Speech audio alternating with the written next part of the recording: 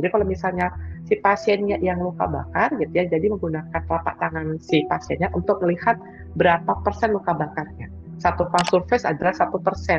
Dari luas luka bakarnya itu secondary degree, yaitu bagian kedua itu deep partial thickness, itu namanya bulan-bulan.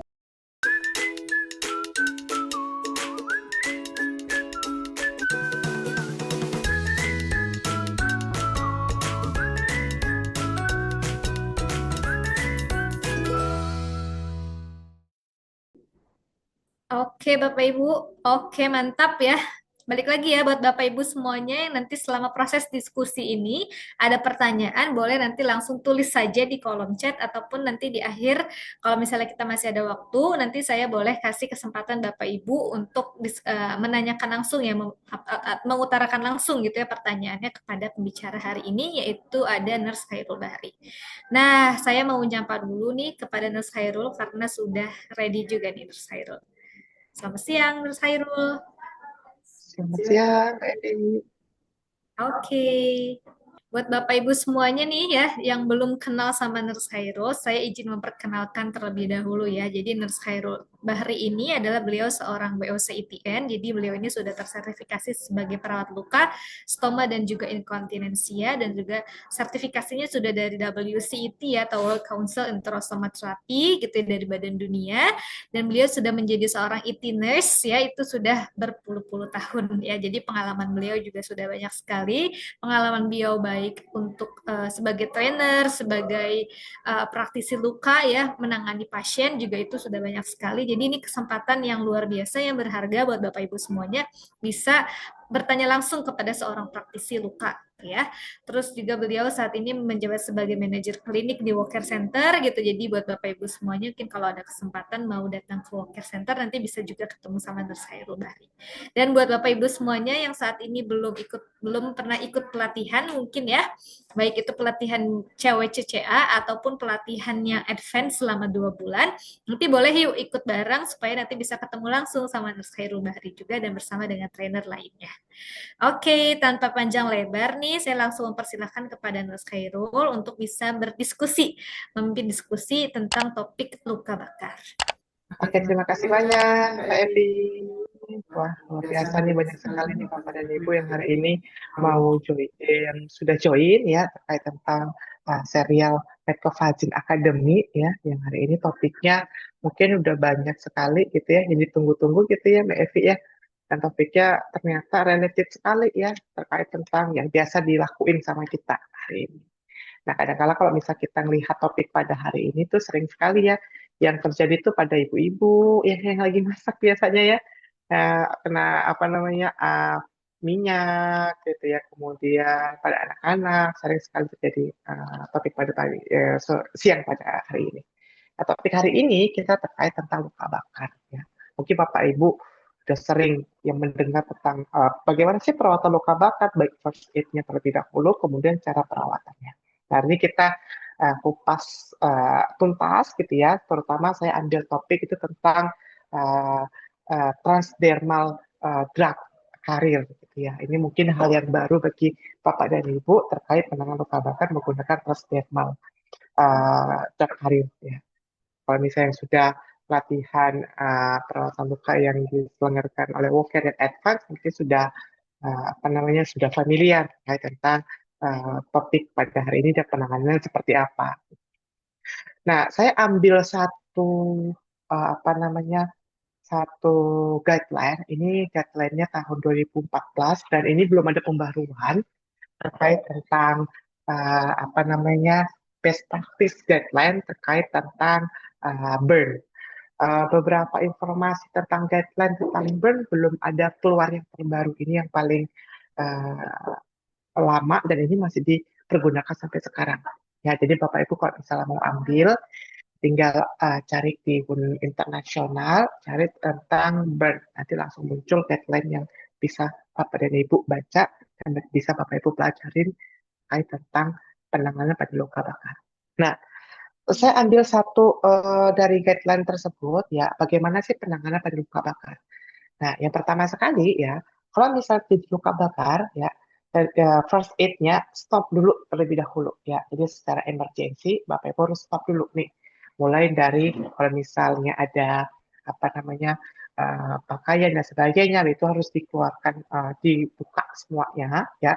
Kemudian harus didinginkan terlebih dahulu ya di tap water atau di air mengalir sekitar 20 menit ya.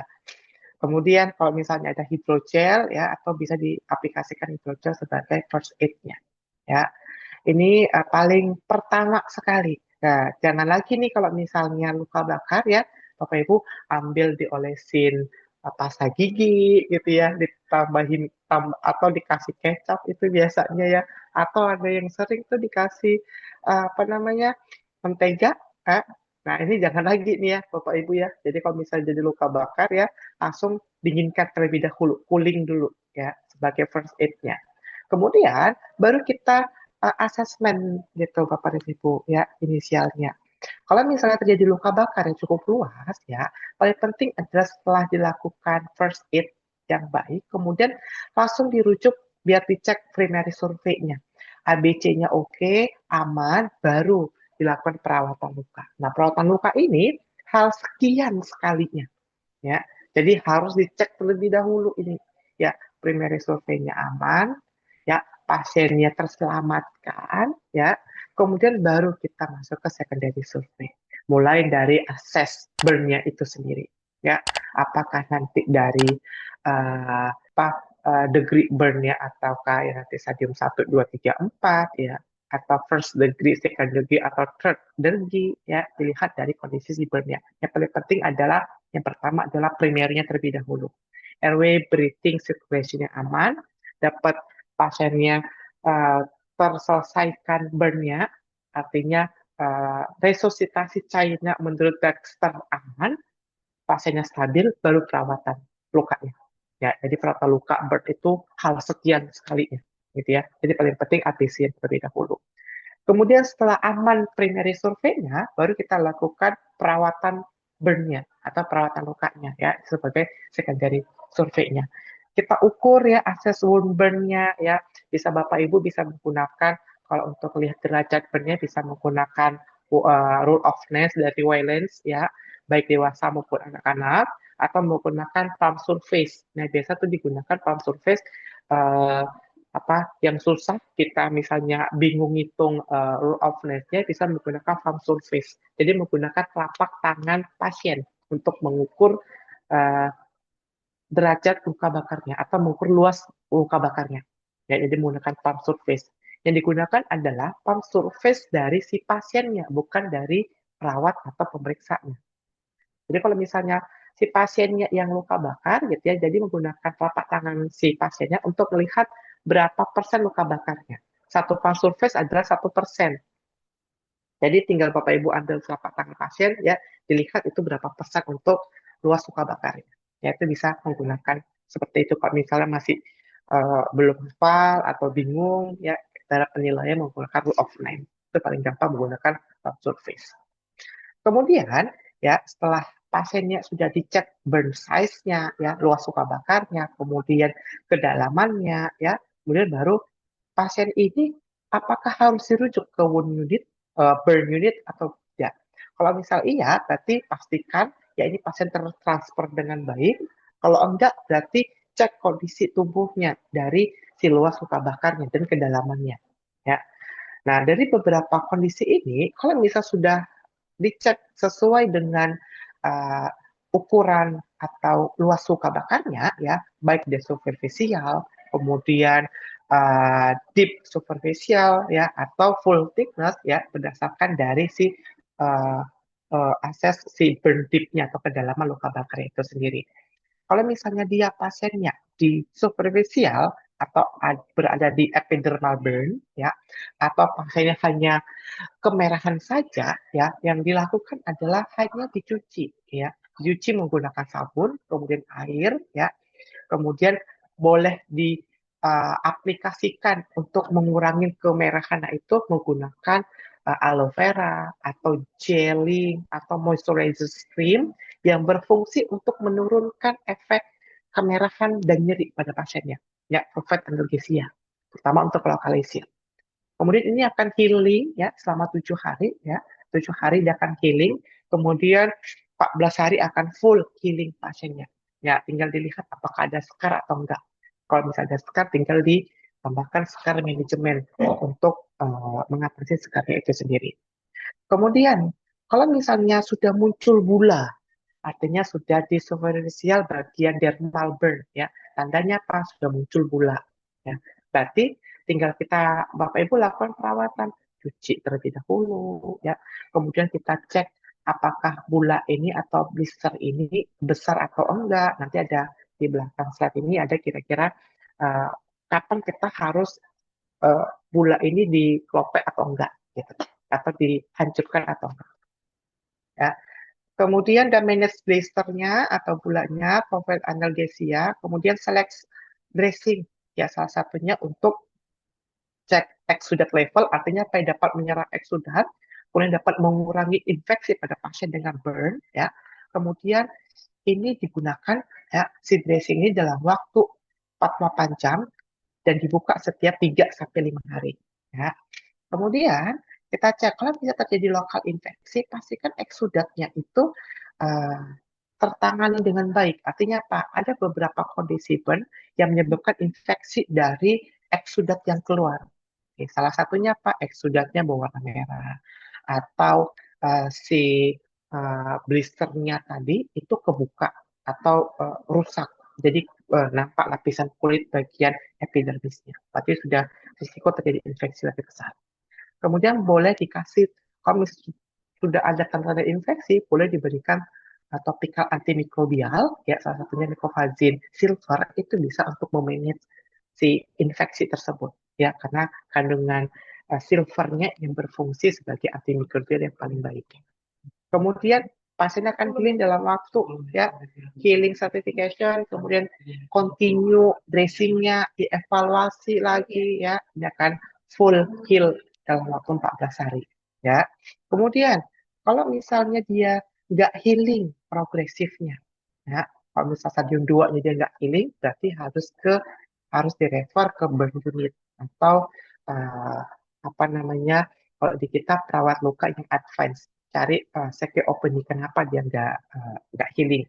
Jadi bisa dicek pengkajian ulangnya dari pasiennya di rumah seperti apa ya untuk melihat dari proses penyembuhan luka tersebut. Apakah nutrisi yang kurang yang membantu atau dressing yang digunakan kurang membuat dia lembab. Tapi kalau bisa kurang lembab, nanti tambahkan ya untuk dressingnya agar dia tetap lembab. Kemudian kalau misalnya sudah deep dermal burn, artinya pas sudah masuk ke stadium third degree atau stadium 3 ya. Jadi kalau misalnya stadium 3 dari burnnya, cuci ya debris atau instrument wound healing, pastikan dia aman, kemudian baru dikasih untuk perawatan lukanya ya menggunakan full thickness burn. Artinya apa? Dikasih produk yang dapat membuat efek secara lokalisasi dan efeknya dapat dirasakan secara sistemik. Ya, salah satunya apa? Bisa menggunakan tadi itu zinc cream yang bentuknya silver untuk mencegah si infeksi. Kalau nggak tertangani dengan baik dan nggak bisa tercover dengan baik, mau nggak mau harus di-refer ke burn unit. Kadang-kala di burn unit di kita tuh tidak ada di semua rumah sakit. Ada beberapa rumah sakit yang besar yang mempunyai burn unit. Ya. Kemudian kalau misalnya dia pasiennya full thickness ya artinya sudah sampai stadium 4 ya sampai jadi necrosis ya berarti mau harus refer ke penyembuh. Ini merupakan salah satu pathway burn yang paling gampang dan dipahami. Ada beberapa kondisi pathway beberapa referensi dari American Burn Association. Ini bentuknya kalau hampir sama, cuma berbedanya antara penanganan di setiap degree dari burn itu sendiri. Dan burn itu menurut Jackson 1953 ya, kalau misal seseorang terjadi luka bakar, itu ada 3 zona yang menyertai. Ya, zona yang pertama dikenal dengan nama zona koagulasi, yaitu zona sumber luka bakarnya. Jadi kalau misalnya pasien kena luka bakar, ya, baik luka bakar akibat elektrik, kemudian akibat air panas, atau akibat apa namanya api, ya, sumber luka bakar pertama sekali kena di tubuh pasien itu adalah zona koagulasi yang ditandai dengan perubahan warna pada lapisan kulitnya. Bisa lapisan kulitnya berubah menjadi putih atau menjadi hitam atau nekrosis, ya, karena sumbernya langsung kena, ya. Jadi untuk mengurangi si zona koagulasi ini bisa si tubuh baju yang ada di pasien tuh cepat dihilangkan untuk mengurangi si zona koagulasi ini. Itu zona yang pertama. Zona yang kedua dikenal dengan nama zona statis, yaitu zona sekitaran zona koagulasi. Zona statis ini ditandai dengan perubahan warna. Biasanya tandanya namanya blanchable atau keputihan, ya. Seperti yang di slide ini ada keputihan, ya, putih-putih. Nah, ini tandanya zonanya dikenal dengan nama zona statis, ya. Itu zona di sekitaran zona koagulasi. Ya, jadi sekitarnya yang kena. Kemudian yang ketiga dikenal dengan nama zona hiperemia atau zona kemerahan pada sekitarnya. Ditandai dengan munculnya bula, kemudian nyeri di sekitarnya, ya, itu zona hiperemia. Dan beberapa kondisi pasien, kalau misal sudah di zona populasi statis hiperemi, dari tingkat nyerinya juga berbeda. Ya. Jadi kalau misalnya kita lihat dari zona populasi, kalau misalnya Bapak dan Ibu menggunakan pinprick test gitu ya, dicolok gitu ya, dan untuk melihat kedalaman luka bakar menggunakan jarum, itu tidak terasa nyeri. Karena pas sudah sampai terjadi kematian si rusaknya lapisan sampai balik bawah. Ya, karena sumbernya di situ. Ya, zona statis itu mungkin ada beberapa kondisi tubuh sampai batas dermal layer, ya, yang baru dia terasa nyeri, ya. Kalau zona hiperemi, otomatis zona kemerahan sekitarnya bisa ditandai dengan kemerahan, kemudian atau timbul bula. Nah, itu zona hiperemi. Otomatis lebih nyeri pasiennya pada zona hiperemi dibandingkan zona koagulasi. Dan dalam proses keperawatan, terutama dalam melakukan perawatan luka, kita bisa evaluasi perkembangannya melalui tiga zona ini. Dalam waktu, tadi kalau misalnya kita melihat balik lagi di pathway, bahwa kalau misalnya sudah terjadi deep dermal burn atau full thickness, ya ini akan terjadi ketiga zona ini. Ya, otomatis saat perawatan luka lebih cepat sembuh, otomatis bagian zona hiperemi dibandingkan zona statis dan zona koagulasi. Zona koagulasi berarti lebih lama lagi proses penyembuhan lukanya. Ya, kalau misalnya kita pasang, oh kadang-kala kan, oh kalau misalnya perawatan luka bakar, dikit-dikit aja nih, apa namanya, dressing yang digunakan.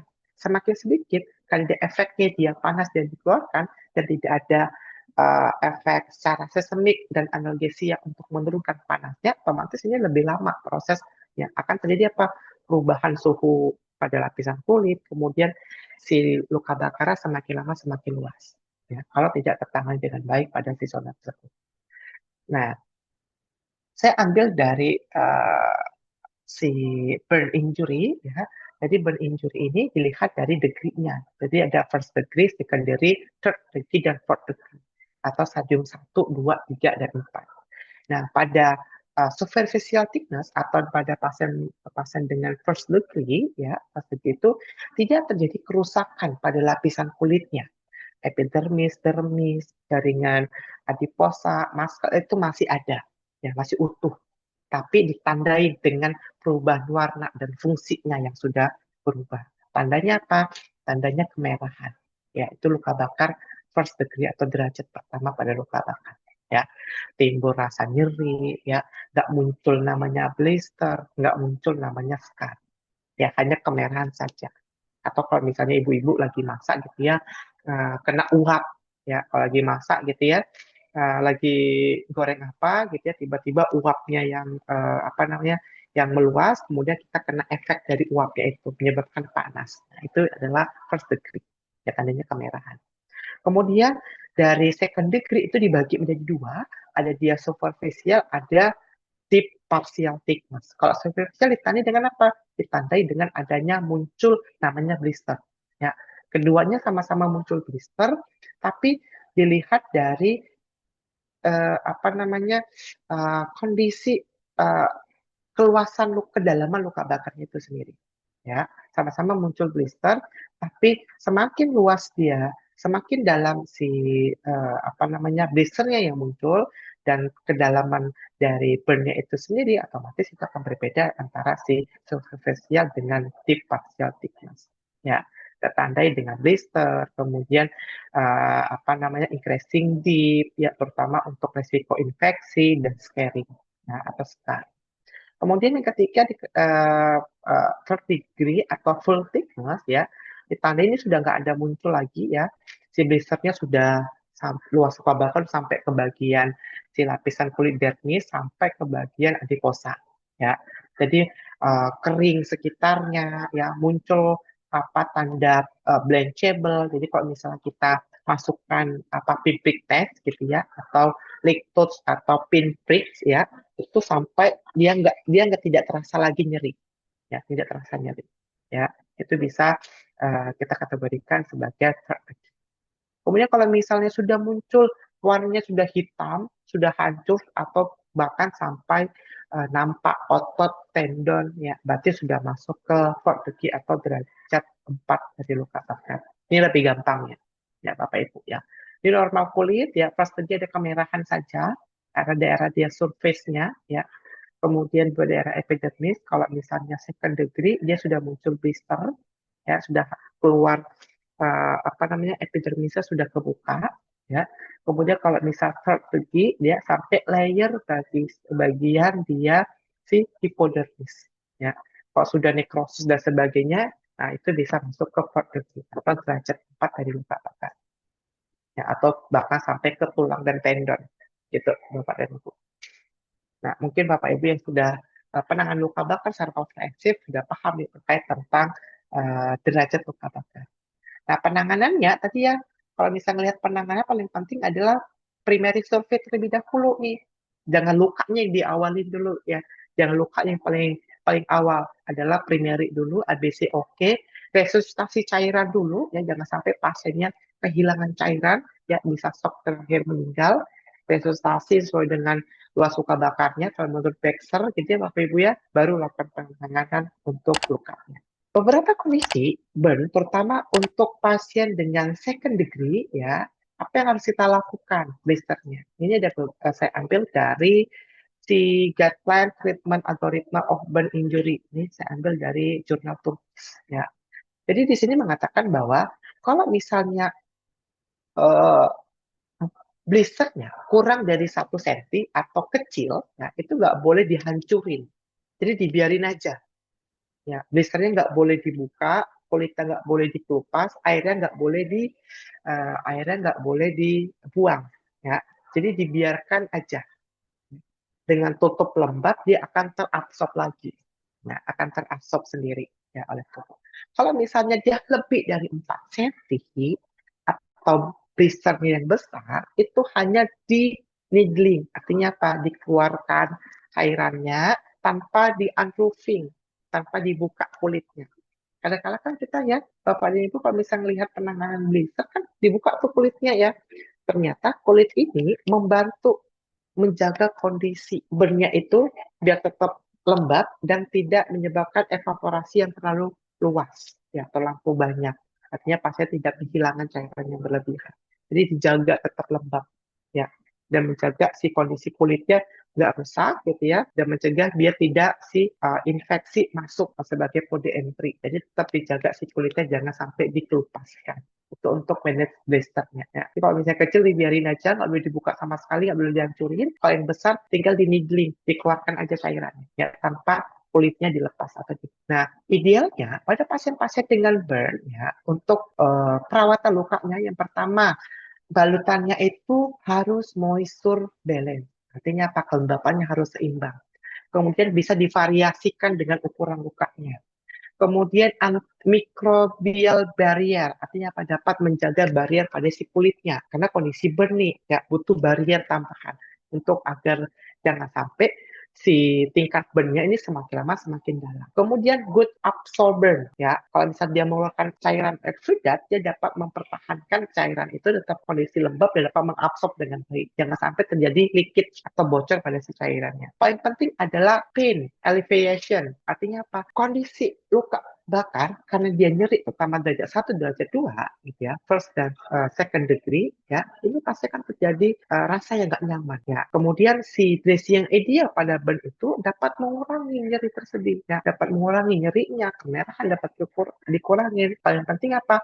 Mudah diaplikasikan dan saat dibuka nggak menyebabkan nyeri, ya, itu yang paling penting. Nah, ini idealnya. Ada beberapa kondisi yang ditawarkan oleh produk, yaitu mungkin Bapak Ibu pernah dengar namanya transdermal drug delivery carrier. Pernah dengar Bapak dan Ibu? Pernah dengar nggak? Kayak sepertinya pernah dengar gitu ya Bapak dan Ibu ya. Oke. Transdermal drug delivery carrier ini adalah kondisi suatu balutan, ya, yang dibuat sedemikian rupa, ya, ada sistem dan ininya yang berfungsi adalah mengeluarkan, ya, suatu agent atau terapeutik, ya, melalui skin dan mempunyai efek secara sistemik, yaitu transdermal drug delivery carrier. Dan transdermal delivery carrier ini ternyata beberapa kondisi ini dibutuhkan, terutama untuk penanganan luka bakar.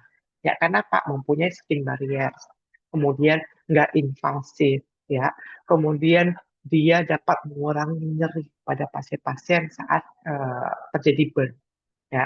Kemudian dia selain dia bariernya aman, kemudian menjaga kelembapannya baik sekali. Ya, makanya dipilihlah namanya transdermal drug delivery carriers. Nah, transdermal delivery carriers ini ada beberapa yang mengandung, salah satunya ada antimikrobialnya, ada growth faktornya, kemudian ada bioactive compounds-nya, ya, kemudian ada stem cell-nya. Ya, tinggal Bapak Ibu pilih kira-kira transdermal drug delivery carriers-nya yang selama ini Bapak dan Ibu gunakan, itu ada nggak kondisi-kondisi ini untuk mencegah biar tidak terjadi infeksi pada pasien dengan burn. Ya, jadi kalau misalnya nggak ada, tinggal dipilih nih yang mana mau dipakai. Dan ternyata, ya, tahu nggak Bapak Ibu transdermal delivery drug? Ya, tahu nggak? Nah, ternyata ya transdermal ini adalah ya suatu balutan yang dikenal dengan nama hidrogel. Karena nggak apa-apa dibilang hidrogel. Pasti kenal lah. Nggak mungkin nggak kenal ya. Nah, ternyata hidrogel ini mempunyai efek, yaitu salah satunya demonstrasi potensial sebagai transdermal drug delivery carrier dari si burn itu sendiri. Ya, penasaran kan tadi di awal ya, apa sih itu balutan transdermal drug delivery carrier? Nah, ternyata adalah si hidrogel ini. Nah, karena efek yang dingin ini ya pada si hidrogel ini ternyata membawa ini ya tadi bahwa kata yang transdermal adalah dialirkan melalui kulit dan mempunyai efek secara sistemik. Dan ini terjadi pada si hidrogel saat pasien terkena burn. Ya. Karena apa? Efeknya di kulit ya menyebabkan secara sistemik, salah satunya mengurangi nyeri, ya. Benar nggak Bapak Ibu saat kita gunakan pada pasien-pasien dengan burn? Mengurangi kemerahan, ya, makanya dikenal hidrogel ini sebagai salah satu ya dressing ya transdermal drug delivery carrier. Dan populernya hidrogel ini adalah isi di dalamnya ini sebagai biomaterial ya yang digunakan ya sebagai untuk mampu ya karena kondisi biomaterialnya ya di dalamnya itu ada kapsul-kapsul kecil molekul-molekul namanya biomaterial ya yang membantu ya si CMC ini ya untuk mengurangi efek pada luka bakar tersebut. Bahkan dikenal dengan disebut juga sebagai transdermal drug therapeutic ya karena dia mikro dan molekulnya ini lebih kecil, ya makanya saat dia di apa namanya dicampurkan dengan si air, ya dibuat sedemikian rupa, terciptalah molekul-molekul ini lebih kecil dan bisa digunakan. Dan uniknya, si hidrogel ini mempunyai nanopartikel, ya nanopartikel ini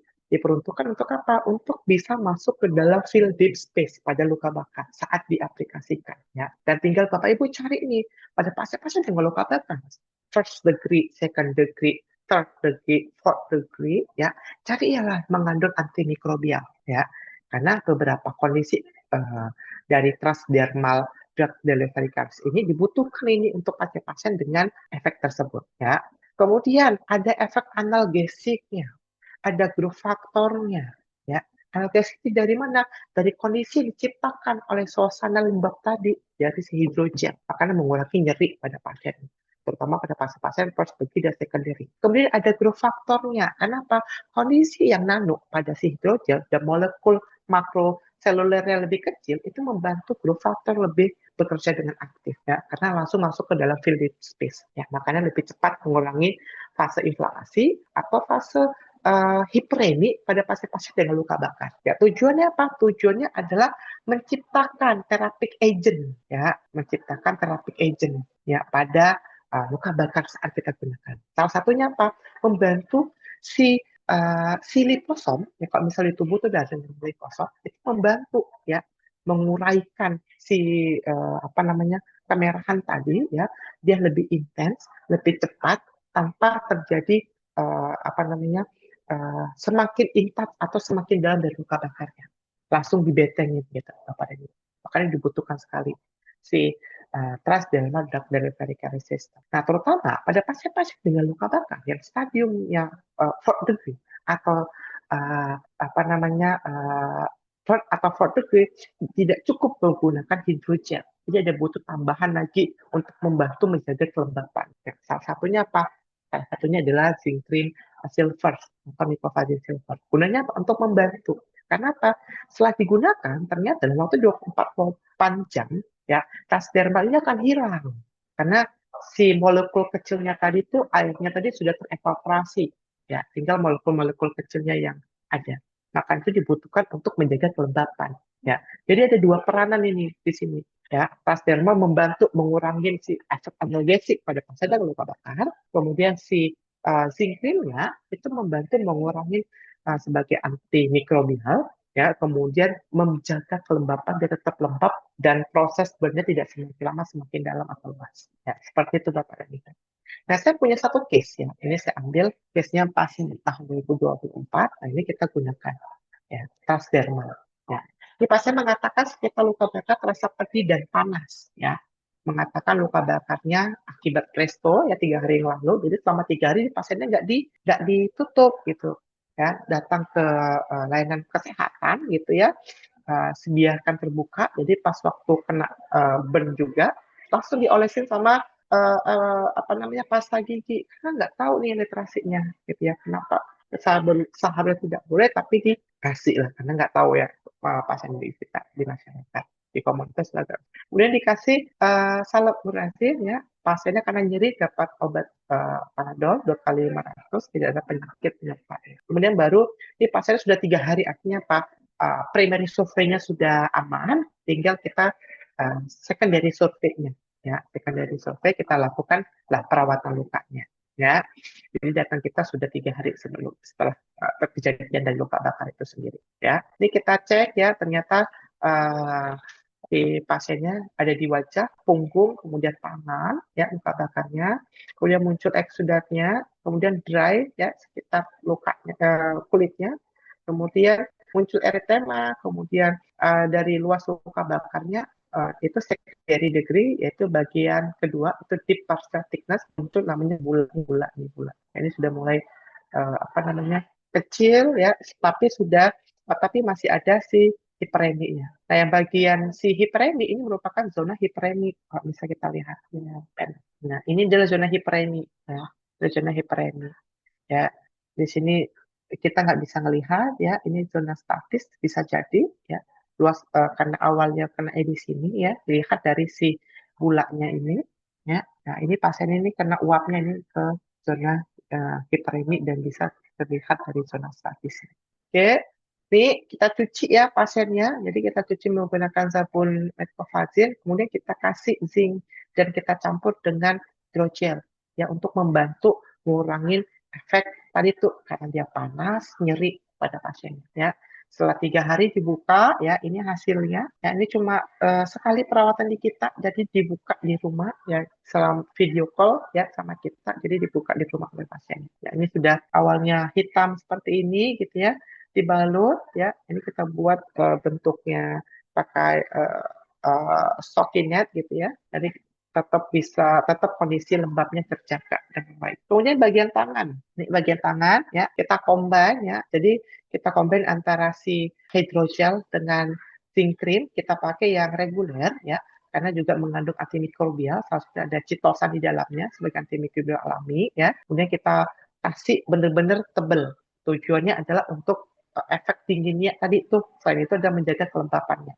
Jadi ternyata kedua bahan ini, ya, air dan si hidrogel ini, dia membantu mendinginkan lebih cepat dan mempunyai efek analgesik lebih baik dibandingkan hidrogel saja. Ya.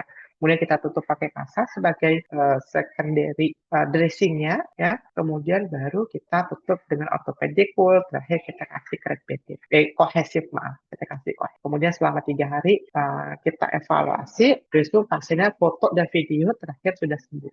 Jadi sama seperti muka ini ya tadi. Oke, itu Bapak dan Ibu ya salah satu penanganan pada luka bakar terutama burn ya. Kadang-kadang kalau misalnya kita lihat dari wajah kan butuh estetik gitu ya. Karena apa? Pasti akan berbeda dengan kulit sekitar terutama leher ya. Salah satunya kita ajarkan pasiennya suruh tetap kasih zinc cream tapi kita ganti menggunakan yang apa namanya yang red ya, membantu membentukkan epitelnya lebih cepat lagi karena ada hyaluronic acidnya. Kemudian baru kita kasih si apa namanya lotion ya, lotion Ecovagin membantu menyamarkan si kulitnya, warna kulitnya.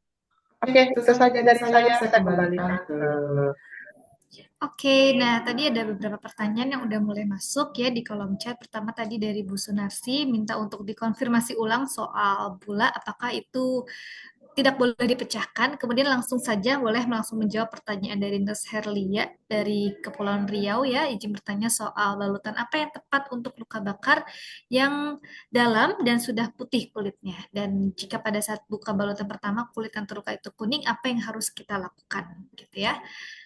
Dan pertanyaan yang ketiga lagi dari Bu Sunarsi itu pemakaian hidrogel dressing secondary-nya sebaiknya pakai apa? Silakan Nurse Hairul. Nah, ternyata masih ada nanya ya. Jadi kalau misalnya untuk yang bula ya, Sunarsi, kalau misalnya bula dilihat dari ukuran si bulanya atau bracernya. Kalau misalnya bulanya kurang dari 1 cm, itu tidak boleh dipecahkan sama sekali. Ya, jadi dia ditutup aja dengan lembab akan terabsorb sendiri dan akan hilang. Dengan catatan harus kondisi balutannya harus benar-benar lembab. Kemudian, kalau misal bulanya lebih besar, lebih dari 4 cm atau lebih dari 1 meter, hanya dikeluarkan airnya saja, ya, tanpa dibuka lapisan kulitnya. Kemudian tutup ya dengan kondisi lembab, membantu si bulanya itu, kulitnya ini membantu menjaga kelembapan pada kulitnya. Kemudian si dressing ini membantu lebih cepat lagi berregenerasi. Gitu Bu Sunarsi. Kita lanjut dari Bu Herlia. Jadi kondisi luka bakar yang putih ya, kalau misalnya kita lihat gitu ya, luka bakar yang putih berarti sudah berada di, kalau kita lihat zonanya gitu ya. Nah, berarti luka bakar seperti ini Bu Herlia ya, benar nggak? Nah, berarti sudah berada di zona statis, tinggal Bapak Bu Herlia pilihlah dressing ya yang mampu menciptakan kelembapan tadi itu. Jadi bisa menggunakan dicampur antara hidrogel dengan zinc cream ya untuk membantu. Kalau misalnya pas ketemu, oh sudah berapa hari ini sudah warna kuning, karena nggak tahu nih di luarnya sana dia pakai apa aja ya untuk membantu untuk menangani si benih itu sudah dirawat seperti ibu ngerawat luka apa namanya luka kronis seperti itu Bu. Ya, jadi kalau misalnya sudah ada tanda-tanda infeksi, ya sudah ada dari cairan lukanya, muncul aroma nggak enak, tinggal si tambahkan dengan antimikrobial, ya pakai zinc cream silver, ya. Kalau misalnya mau cepat, ya karena kondisi kita ingin cepat terjadi autolisis, dicampur, dibuat namanya balutan hypermoist, jadi campur dengan hidrogel, kemudian diaplikasikan, kemudian tutup secara oklusif, 3 hari dibuka. Seperti itu Bu Herlia. Nah, ini saya lanjut ya, Bu Evi. Nah, kalau untuk Bu Sunarsi, kalau kita hanya menggunakan transdermal karir atau menggunakan hidrogel, secondary-nya Bapak Ibu tidak disarankan menggunakan kasa, ya, tidak disarankan menggunakan kasa. Karena hidrogel itu bahan dasarnya ada air, bahan dasar utama adalah air. Kalau misalnya Bapak Ibu menggunakan kasa, otomatis kasa itu akan menyerap si air itu dari hidrogel yang menyebabkan lukanya pasti akan jadi kering balutannya.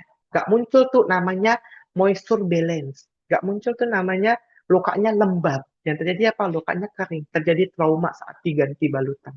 Kalau trauma terus-menerus, otomatis fase yang kita harapkan dari inflamasi, proliferasi, maturasi, nggak terjadi itu. Akan terjadi pengulangan fase lagi. Kalau jadi pengulangan fase, otomatis proses penyembuhan pasti akan lebih lama. Gitu. Jadi kalau misalnya mau pakai hidrogel, ya kita lihat berapa banyak luas luka bakarnya.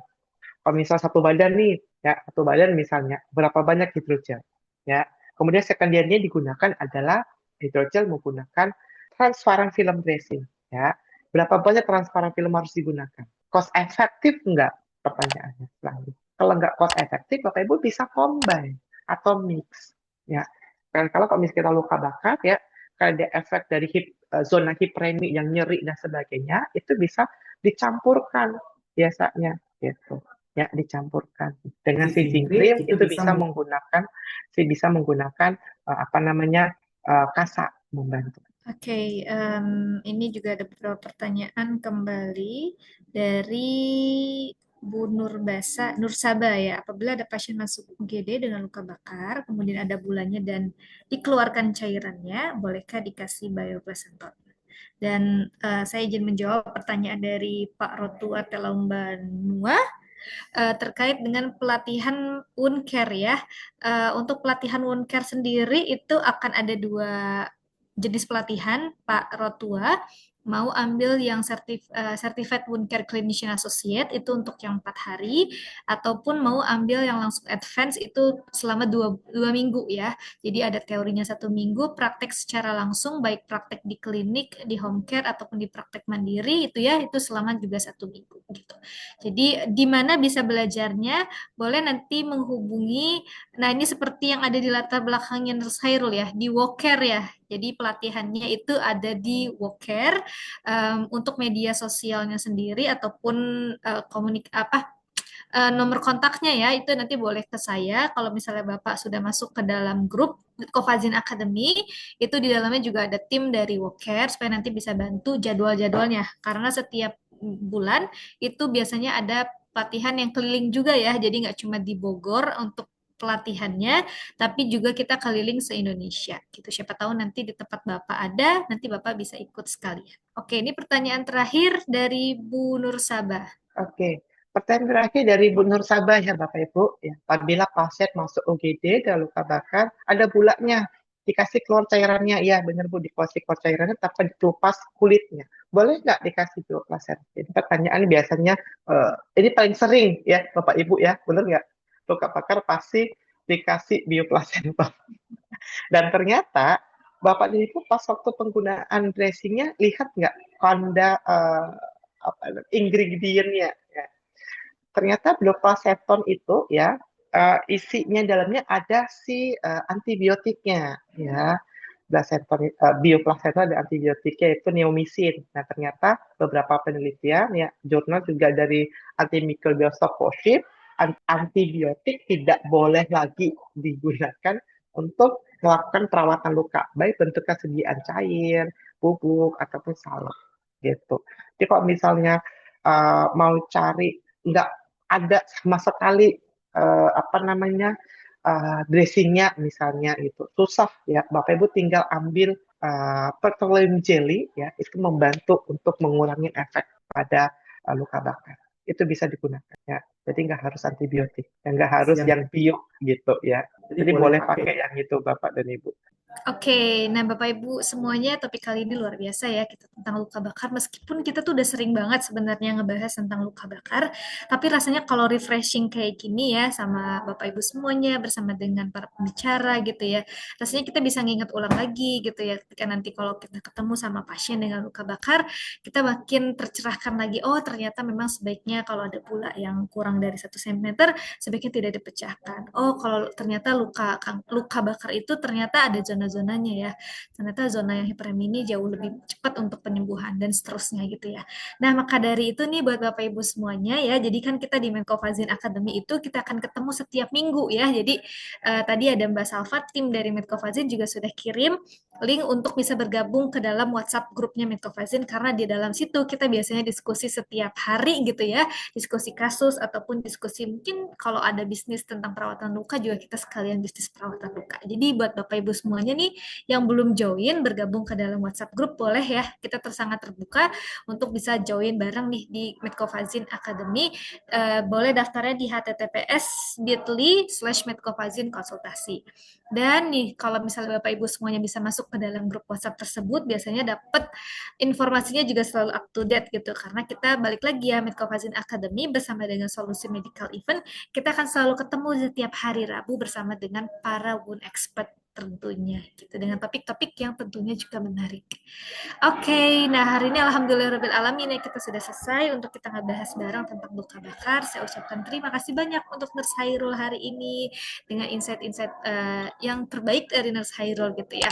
Tentu kita masih bisa ketemu dengan Nurse Hairul via grup ya buat Bapak Ibu semuanya dan kita masih akan ketemu lagi dengan Nurse Hairul di minggu depan ya. Jadi buat Bapak Ibu semuanya nih sebaiknya setiap hari Rabu jam 1 siang ya, hanya 30 menit aja coba kosongkan waktu untuk kita bisa diskusi bersama. Gitu. Oke, Bapak Ibu semuanya, yang hari ini juga ikut Medcovazin Academy-nya ber-SKP, jika memang ada kendala terkait dengan SKP, nanti akan dibantu sama tim dari Solusi Medical Event bersama dengan Mbak Ulis ya, bersama dengan Mbak Ulis. Oke, sebelum saya tutup, saya ucapkan terima kasih banyak sekali lagi. Sampai ketemu lagi minggu depan. Wassalamualaikum warahmatullahi wabarakatuh. Bye. Bye, bye, Bapak Ibu semuanya. Sehat-sehat selalu. Wah, hari ini ramai ya, 73 orang. Semakin banyak yang semangat nih buat diskusi bareng ternyata ya. Alhamdulillah. Kita ketemu lagi minggu depan. Bye. Wassalamualaikum.